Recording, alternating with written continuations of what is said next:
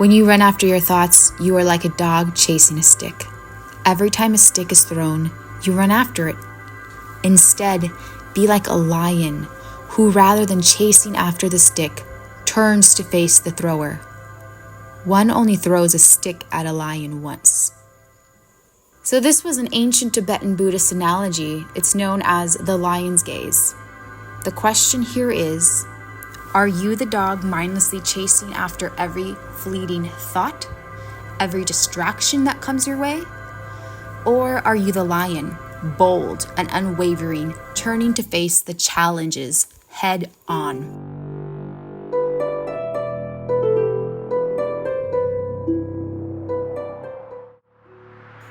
This is Ethereal Aeons Activation. If you're new to the channel, I'm Leslie. Everyone else returning, thank you so much.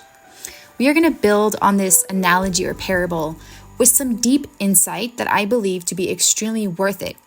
Because when this is mastered, you master the mind.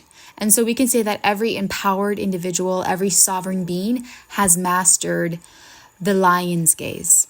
This philosophy reminds us how to fall out of the spell of the psyche and the substrate, which constitutes the ego. To consciously reemerge in the luminous mind, or that which is impenetrable to infiltration, your true self, we have to start seeing what part of the mind we're living in and what we are running after, grasping onto, holding onto.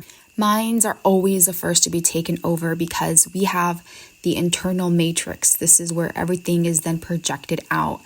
And within the mind, we have the psyche and the substrate. And so the substrate is that which is deeper than what the psychological unconscious is. So we've heard of the psychological unconscious nature of the mind. And so the substrate is even deeper than that. It's known as the cradle as samsara, as explained by Andrew Hollick in his book, Dream Yoga, Illuminating Your Life Through Lucid Dreaming and the Tibetan Yogas of Sleep. So there's 3 tiers to the mind, according to Tibetan Buddhism, and as explained by Andrew.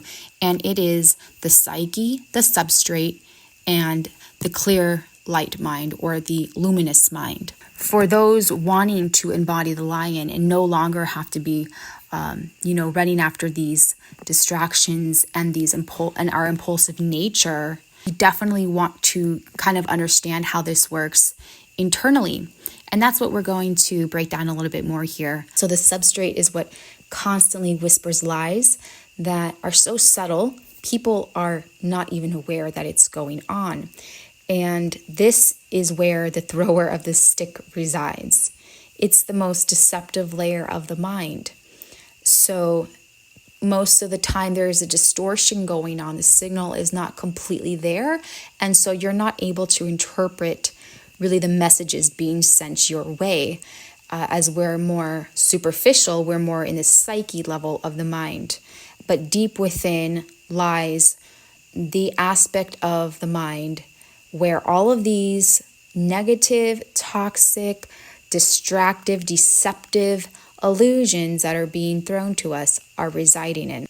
So where the psyche is where we live most of the time, this is the surface of who we consciously perceive ourselves to be, or what we typically consciously identify as the ego.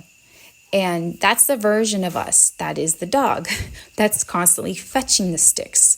So be it you're grasping onto the impulsiveness fueled by your underlying emotion. This could be the emotion of anger, of sadness. People have a lot of FOMO. Whatever the substrate mind is seeing works for your particular experience in this life, in your mind and body, it will always be throwing that out in front of you to keep you in a lower level of consciousness, to keep you out of the luminous mind, the version of you which is one and the same with infinite consciousness. Now, we obviously need our ego, and you should actually have a healthy relationship with it, a relationship where you're in the driver's seat. A lot of people will always demonize the ego, but without that, we can't really have an experience here on earth. What happens is people are completely consumed by it. And anytime you're completely consumed by anything, there's going to be a disharmonious imbalance going on. So This is not necessarily just to completely bash on the ego, but to understand these different levels within the mind and where these sticks are coming from, and how to become that lion so that the mind can be tamed. Now, with this internal matrix we're breaking down, we are living in the external Maya as well if we're still just only on the superficial ego surface. And the same is happening with you. The same is happening when you tune into the mainstream frequency. That's why many of us can't deal with that type of frequency for very long, because the more you're in it, the more you are deeply submerged in the Archon encrypted sheaths, or the Maya. So deep in the collective ocean, it's like an abyss. So you got your own internal mind going on. You have your own experience, your own projection. But then when you are submerged with the collective as well, it becomes really difficult to navigate if you still have not navigated your own internal self. And if you're obviously still not finding that connection to the luminous mind, and if you're not like re-emerged with that truth. So when we talk about the NPCs versus the sovereign, it's very easy to see the difference between the dog chasing the stick versus the lion. And NPCs quickly leap at the sticks being thrown by not only the ones in their mind, but by the ones that they're seeing on any sort of public forums, whether it's on mainstream channels or platforms, social media, and all of this stuff going on. So there's so many of these sticks being thrown that there is never really any time to question any of it. It's just they're in the middle of it all. And so when you're awakening from the collective dream, when you're awakening to your own true nature, this is why we tend to just not want to be within that type of frequency at all, because we can notice the difference, and we refuse to be submerged within that. But first you have to practice your own mental mastery. And so just continue to realize when you're fetching after the stick rather than confronting it face on, be it emotional triggers for you. And even your body a lot of times is the first to respond. Your body will always communicate with you as well, which is why I always promote with you guys to, on a regular, tune into your body with conscious movement, be it Qigong, be it yoga, whatever you do with your body to move it and release blockages and open up the channels, open up the meridians. A lot of acupressure, self-reflexology as well you can do for yourself. So I always promote this because this helps to open up the fields of energy within you so that you can actually repel a lot of what's going on, and you won't be as eager to jump and run after whatever distractions are coming after you. And even so, as you work on the physical body, the mind also becomes a lot more attuned.